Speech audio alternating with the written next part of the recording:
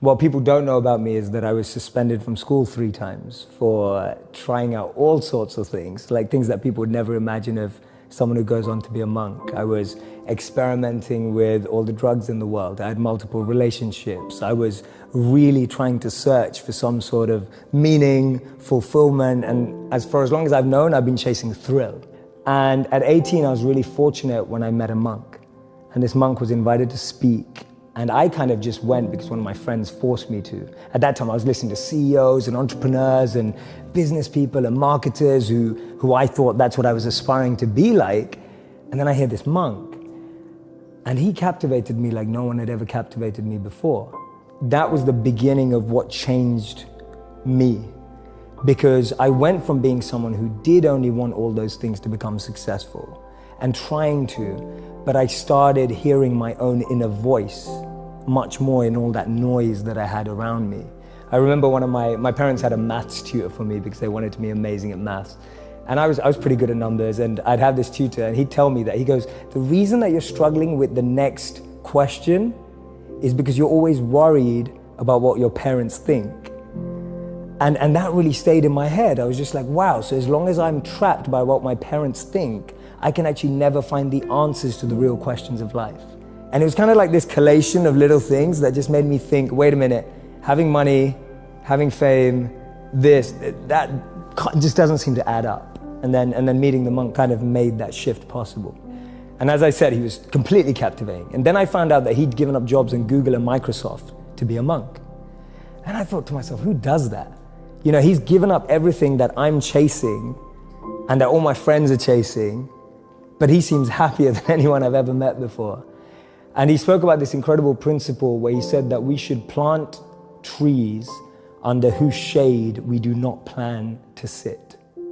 And he was speaking about this principle of selfless sacrifice. And that kind of just penetrated me right there. When he said the words selfless sacrifice, for the first time in my life, I felt a thrill about something that I'd never felt before. I thought, wow, giving up everything you have for the service of others sounds like the best thing you could possibly do. I've always had friends who are older than me. And I could see a lot of them in the most successful careers, successful jobs, beautiful partners, whatever it was. But I saw a sense of lack of fulfillment, meaning, and purpose in their lives. And I've always been an observer, and I would see these people who are like 5 years older than me, 7 years older than me, maybe 10 years older than me. And I'd be watching them and go, is that the life I want? And often the advice I give to people today is fast forward where you are, look at yourself in 10, 15, 20 years time, and ask yourself the question, is that where I want to be?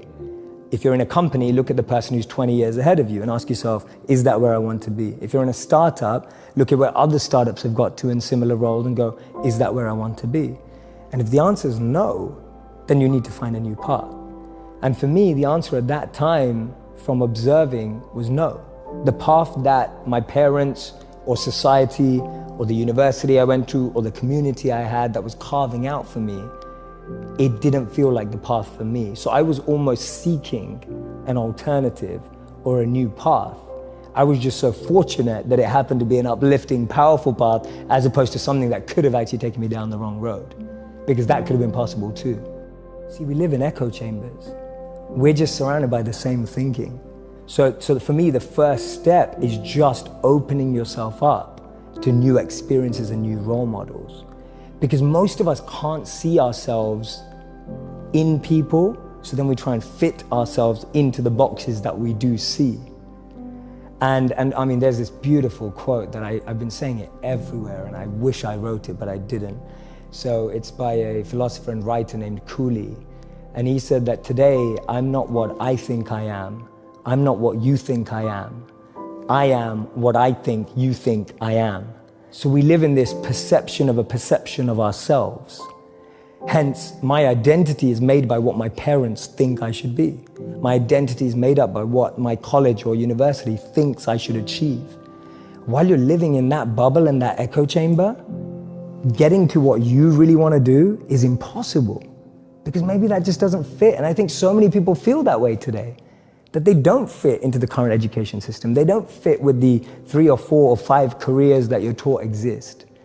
So that process of self-excavation and actualization first requires being exposed. You can't be what you can't see.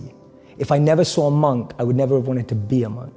If I never meet a billionaire, I wouldn't want to be one, because I wouldn't know what that feels like. I don't know what it looks like. I don't know what it takes. And I think that's the biggest challenge of our society, that we're not exposed. So that's the first step, being exposed to unique experiences and role models. Second step is finding that experience or role model that you're passionate about, and exactly like you said, taking it seriously. Shadow them, network with them, spend time with them, observe them, even from afar. It takes that observation, being addicted to observing that person's lifestyle. And then the third step is going yes or no. Does that work for me? Not everyone who's going to go off and become a monk is going to feel like the way I did, and that's cool. But not everyone is going to go and follow and shadow a billionaire and go, that's exactly the lifestyle I want. They may want the result, but do they want the hard work that goes with it? And so for me, that's the third step. It's observing, focusing, shadowing, getting as close to the process of that individual, and then going yes or no. Do I want that process? Not do I want the result?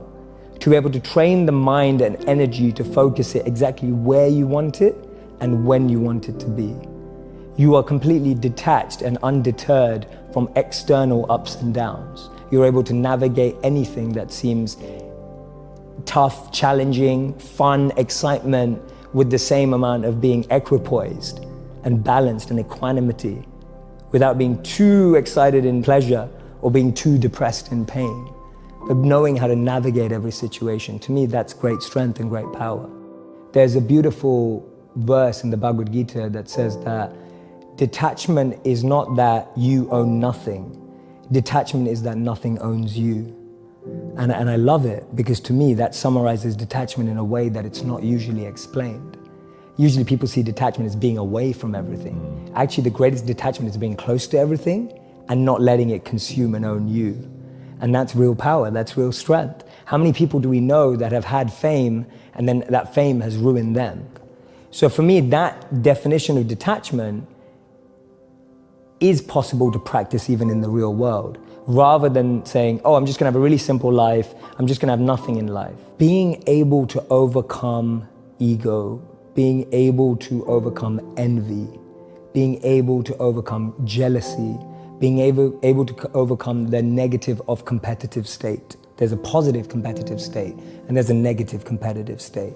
Today, when people are looking on Instagram or Facebook or YouTube, all you're looking at is, oh, she got that many likes, or he got that many likes, she got engaged, or he got married, or, oh my God, look at her body, or look at that. And it's like, that stuff's destroying us inside. Envy, jealousy, ego, greed. To be able to have enough clarity to purify yourself of those things is gonna alleviate the biggest anxieties and depressions of our time and mental health problems. And we know that. We know that because all the mental health research today suggests that things like isolation, overexposure, we now can have more pain consumption in one day because of what we're exposed to than the pain we would have had in a lifetime. That's huge. Like that's ridiculous to think that in one day, because of the media, news and social media, we consume more negative than we did in a lifetime. For me, being able to have time, energy and clarity to focus on self-purification, that is the best thing about being a monk, because you have that time, reflection and a process and an environment that only allows you to become more purified of those things. And I started to dig deeper, and I was looking at, a lot of people lie about their dates of employment. So instead of 3 days, it's now 3 months, whatever it may be. Now, I dug deeper and I wanted to meet some of these people and speak to people. And so I spoke to people who lie on their resumes, and we know that at least 40 to 50% tell us they do. The thing is, no one was proud of that. No one was like, yeah, I know I'm gonna get. Really what it came down to is we're really insecure about our own abilities. Really what it came down to is we're not confident about what we have to offer. What it came down to is a lack of self-awareness. What it came down to is a lack of understanding. What am I good at? What am I passionate about? What am I bringing to the table? That's what people were really worried about. They were worried about the job, but when you dug beneath the surface, the real behavioral trait that was coming out was insecurity and being unconfident about one's potential. That tells us a lot. That indicates a lot about human behavior and human nature. That the noise from outside makes us want to fit into a container.